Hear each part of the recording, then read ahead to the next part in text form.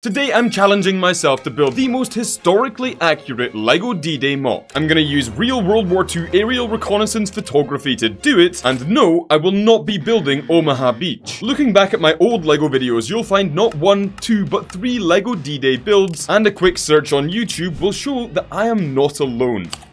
June 2024 marked the 80th anniversary of the Allied landings in Normandy. So I'm going to be building one of the lesser known beaches. But which beach will this LEGO World War II D-Day Moc be based on? Most history buffs can name all 5 beaches, but what most history nerds don't know, the beaches were further subdivided into names in alphabetical order, then further still by a rotating sequence of colors. For example, Saving Private Ryan was based on the American assault at Omaha Beach, Dog Green Sector. So for the big reveal, this LEGO World War II D-Day Moc will be based on Sword Beach, Queen, Red Sector. This is going to be by far the biggest and most ambitious LEGO project I have ever done. Now because of the scale, I know I'm going to need a lot of LEGO minifigures. And of course, Allied landing craft and static German defenses are also a must. Now big as this LEGO Moc is going to be, Sword Beach, Queen, Red Sector is still a pretty large area and I can't build all of it, so let's take a closer look.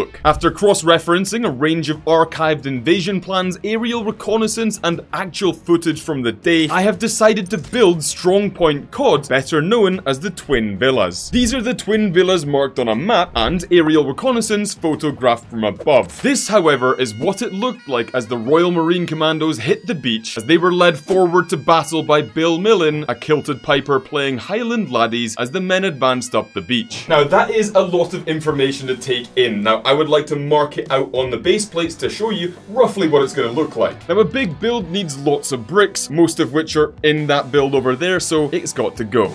In the background, I've also been assembling a giant LEGO minifigure army, and on top of that, I've been studying existing LEGO D-Day Mocs to see what build techniques work best. Now, with all of that sorted and the base plates behind me fixed in place, I'm finally ready to start building. To make sure everything is as close to scale as possible, I've created a virtual template of the Moc. There are 2 critical elements this build must consider. The water section needs to be large enough to fit the landing craft, and the top section needs to be large enough to fit the twin villas. Incredibly, I found a great Moc on Omaha bricks, so scooped it up and slapped it together, and here she is, the Landing Craft Assault, or LCA, the British troop transport craft which was used for the initial assault. To make things even better, I managed to find a British Royal Navy minifigure to drive it. So let's slap it down, and there we go. Now we know definitively how big the water section has to be in order to accommodate 3 LCAs. We can now start doing things. In the past, when I've built water, it's always been flat, stagnant, and it just looks really uninteresting. That is why I've built this wall over here, and there's also a wall around the outside, because I'm gonna fill this entire area with blue studs so that the LCAs, instead of being on top of the build, are actually submerged within it. Let's just pour them in and see how much we've got. Oh, I may have underestimated how many studs I need. So as you can see, that definitely isn't even remotely close to enough blue studs. I ordered 2,000 and I thought 2,000's a big number, that should be about right. What are you? An idiot sandwich. However, whilst I wait for those parts to arrive, I can continue building the virtual Moc to ensure that the twin villas are to scale and fit on the far side of the build, and this is where countless hours of virtual Moc building has got me. It's unfinished, lacks detail, and doesn't look great, but remember, this is just a guide to help scale the Moc. In front of the twin villas, there's a road which also extends down past the left building, and in front of the left building, there seems to be a small trench. And before you ask why the left building is still just a foundation, I don't even know where to start. Where do I start? How am I supposed to build that roof? That's a tomorrow problem. Now, all I need to do is use that virtual Moc to build the real thing. And so, we should begin with the seawall. Okay, that is the seawall. Well, actually, it's not completed because I am missing parts, you best believe. I can now template and structure the top section and also the beach. Alright, so the basic shape of the beach has been placed down, and at long last I'm finally getting to use those craters I built about 6 months ago. They should just slide into place like that. Now by this point, it's probably clear that this is going to be a massive LEGO project, which is why I'm grateful to BetterHelp for supporting it by being this video's paid partner. Today, in theory, we're more connected than ever, but at the same time, we've actually never been so isolated. I've seen it time and time again, especially in this line of work, people dig themselves into holes and cut themselves off instead of confronting their problems. BetterHelp connects you with a credentialed therapist who is trained to listen and give you unbiased advice. First, you go to their site. You can, of course, use my link, betterhelp.com/Scots. You then answer a few questions so that BetterHelp can match you to a professional with years of experience helping people just like you with problems just like yours. This can be done with your phone or computer via phone call, video chat, or messaging, whichever is most comfortable for you. You'll be matched to a therapist, usually within 48 hours, so you can get talking quickly. Let BetterHelp connect you to a therapist who will support you from the comfort of your own home. Visit betterhelp.com/Scots or choose Scots Plastic during sign up and enjoy a special discount on your first month. Now, so far it's been a lot of building, so let's take a break and look at the two LEGO minifigure armies that I have assembled. For the British, we've got a new officer and a whole platoon of Royal Marine Commandos. For the Germans, we've got a group of soldiers sporting a range of camouflage, as well as 3 Fallschirmjäger minifigures. Now again, to make sure this video is as historically accurate as possible, I've actually managed to find the order of battle. In other words, the order in which British units actually landed on the beach. But to be clear, whilst I'm making every effort to get the details, uniforms, weapons, vehicles, and look of the battle correct, I am still building it using LEGO, and therefore there's going to be some limitations. So in other words, if I see any comments down below like, actually, I'm gonna find you and snap your leg.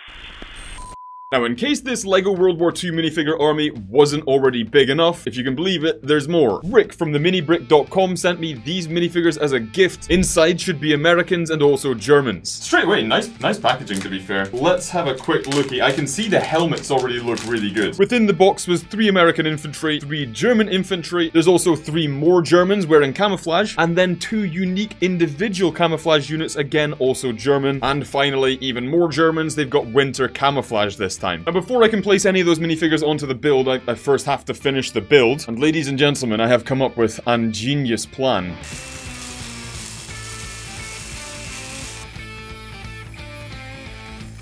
I'm sorry, can I just quickly stop and say that? Ah! Stop it. Get some help. Honestly, worked so much better than I thought it would. Now, for the clever bit. No, I did the clever bit. Somebody help me. I still want to fill the entire thing with blue studs if they arrive, but just in case they don't, it's not filled the entire area, but it's most of it. Oh, who would have thought that Elite Strat is hoovering LEGO?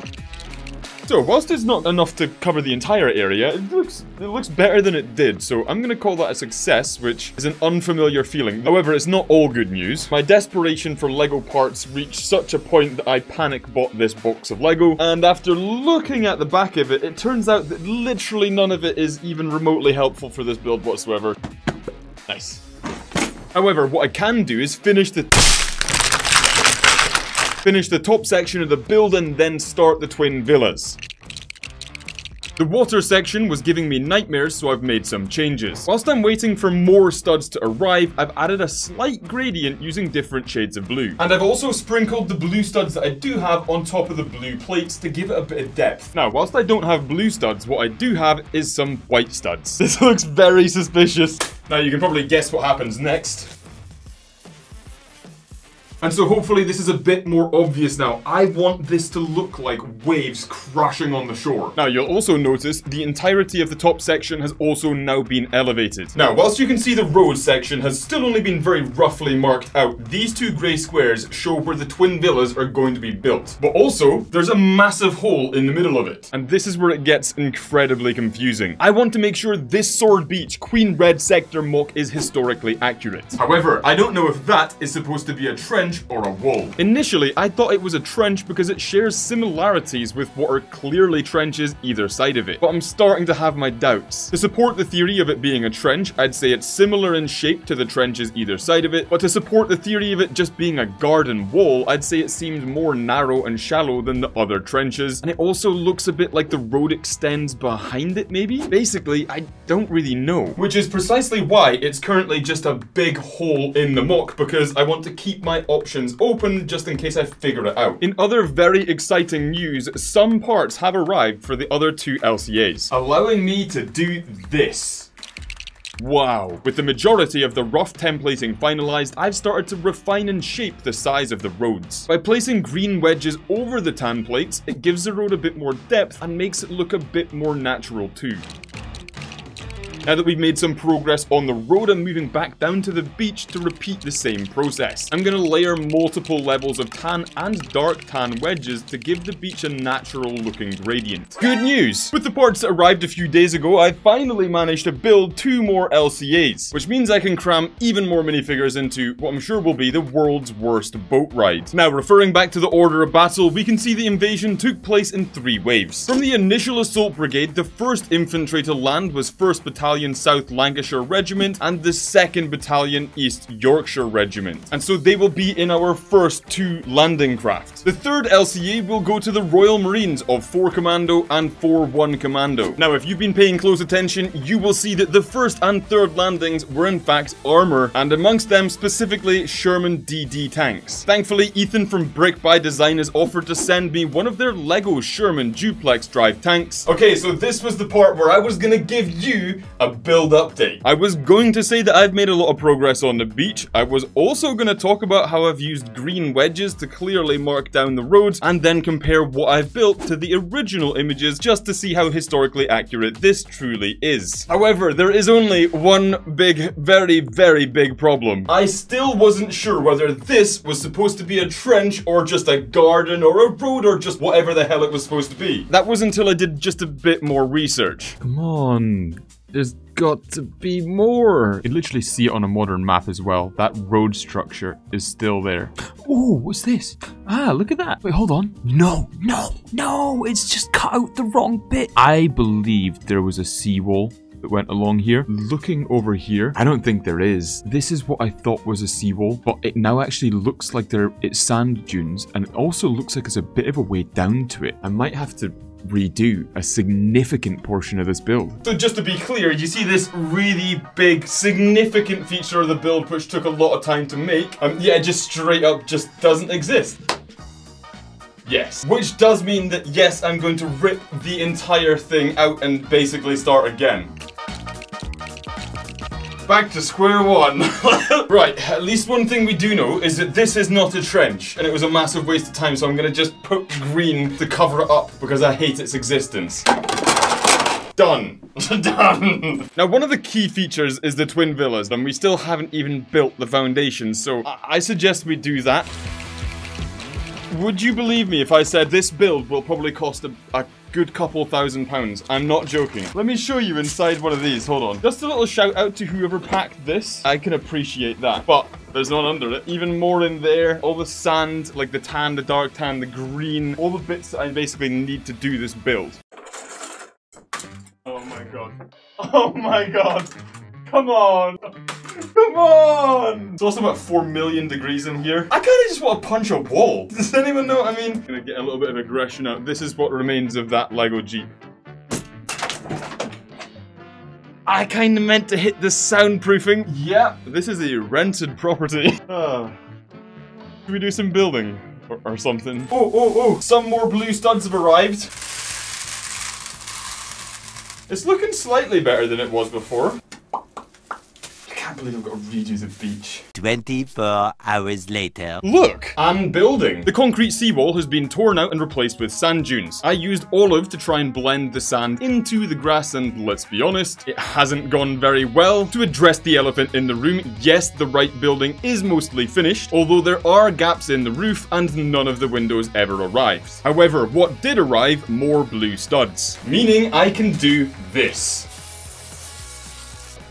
There's an olive one. Now that looks considerably less tragic. To top things off, the aforementioned Sherman duplex drive from Brick by Design has now also arrived, which will be assembled and placed roughly here. Just use your imagination. Now, before we do anything else, it's time to finalize our World War II LEGO minifigure armies. On June 6, 1944, the German units tasked with the defense of Sword Beach, Queen Red Sector were from the 716th Division, specifically the Grenadier Regiment 736. There were also some Fallschirmjäger close by, but the 21st Panzer Division wouldn't arrive until later in the day. Therefore, I'm removing all of the Waffen-SS minifigures as they were not present. Dot 44 wasn't used until late 1944, so I have to remove those minifigures. As best I can tell, the oak camo wasn't used by the Grenadier Regiment 736, so they have to go. STG-44s were not present in Normandy as they were mainly sent to the Eastern Front, and therefore the minifigures with STG-44 ammo pouches must go. And lastly, these minifigures all have early war uniforms, so also must be removed. And with that, I present to you the final German minifigure army. And now for the British. Most of these are World War I uniforms and so are wrong anyway, but I'm going to remove the uniforms that are the most wrong. For example, these are fake Lego and completely generic. This is a paratrooper who would have dropped behind enemy lines. These are Canadians and these are Australians. And so I present to you the final British army. Now, bear with me on this. Sword Beach had less overall casualties than some of the other landing zones, but interestingly, most of them happened very quickly and within a very small area. In other words, the first British units to land ashore were absolutely mauled, and I want to take a second to shed some light on it. From 1st Battallion South Lancashire Regiment. Commanding Officer Lieutenant Colonel Burberry, killed. A Company Major Harward, killed, replaced by Lieutenant Pierce, wounded. B Company Major Harrison, killed, replaced by Lieutenant Walker, killed. C Company Major Eric Johnson, survived. D Company Major Eglinton, wounded. From 2nd Battalion South Lancashire Regiment. Commanding Officer Lieutenant Colonel Hutchinson, wounded. A Company Major King, survived. D Company Major Barber, killed. And of course the many enlisted men who fought and died alongside them. I do think it's important to remember that yes, I'm building a D-Day mock and I want this video to be entertaining, but it's also important to remember those who paid the ultimate sacrifice and frankly that deserve to be remembered. Now with that being said, I do still need to complete the build. Now I struggled with the easy roof over here,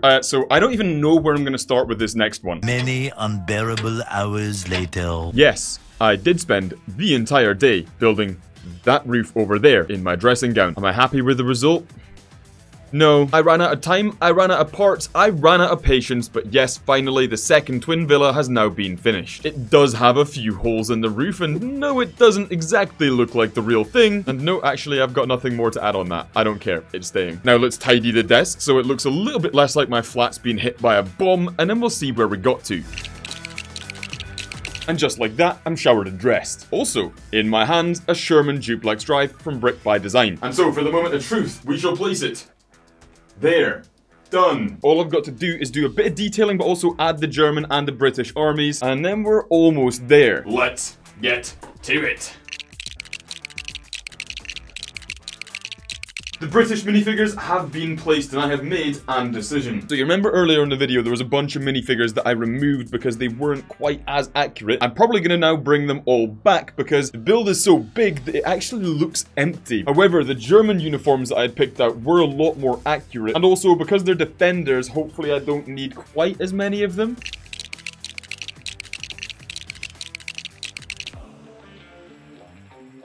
The build is finally done. However, I wasn't the only one doing a LEGO D-Day mock. I challenged my Discord server to do the same thing, and the winners will be sent signed minifigures. A ton of pictures were submitted, and some of them were really good, but the winner is Swaggy McJagger with his Omaha-inspired build. And because you won, I will be sending you, this minifigure here. The one that's drowning. And now for the stop motion submissions. To be frank, I was very impressed with these. Riff Silver created a bunker clearing scene. On 3, 1, 2, 3. Take a grenade. Granada. Luke Brick Productions recreated hell with a touch of lore and story. Lots of people were scared, but I really could not imagine why. How bad could this possibly be? However, the winner will be DW Brick Productions, better known in the Discord server as Templar, because of this.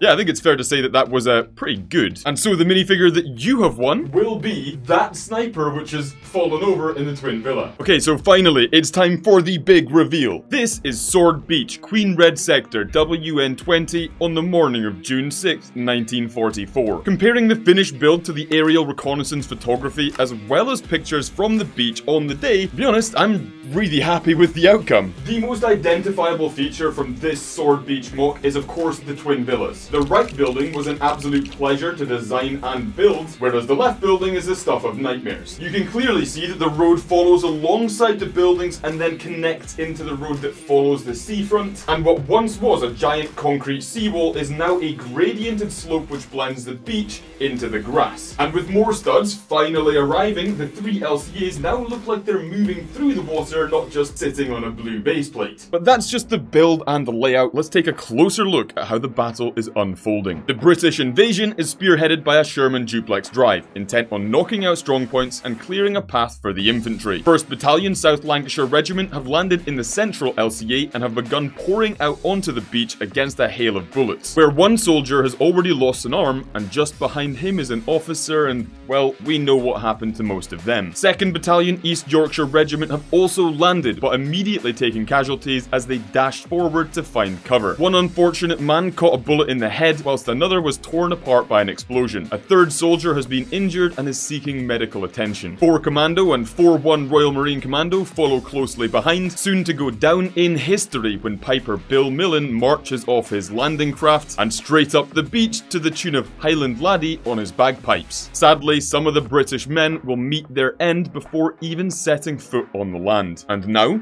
for the Germans. The German defense is centered around the Twin Villas. Snipers have positioned themselves on the top floor of the right building. Below that, a German officer is desperately trying to coordinate the defensive effort, ordering a soldier forward, Panzerschreck in hand, to eliminate the British armor advancing up the beach. Across the entire field, German soldiers are taking cover behind anything they can, and they do their best to stop the advance. Fortunately for them, they are now supported by a well-placed MG42 in the middle floor of the left building. Finally, nearby Fallschirmjäger that were stationed at Hermonville-sur-Mer arrived to reinforce the defenders. And that about wraps it up. Let me know in the comments what I should build next.